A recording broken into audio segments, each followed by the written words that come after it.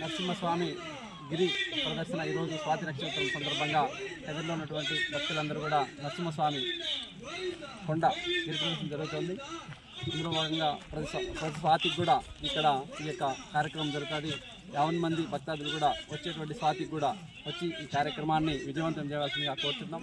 ఎందుకంటే గిరి ప్రదర్శన అన్నది ప్రకృతి ఆరాధన. మనం నిరంతరం మన ఇళ్ళలో కావచ్చు, మన ఊర్లో ఉంటాం.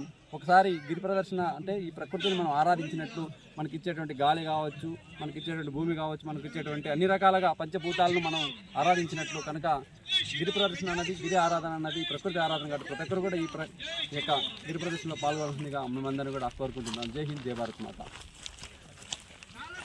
జై శ్రీరామ్.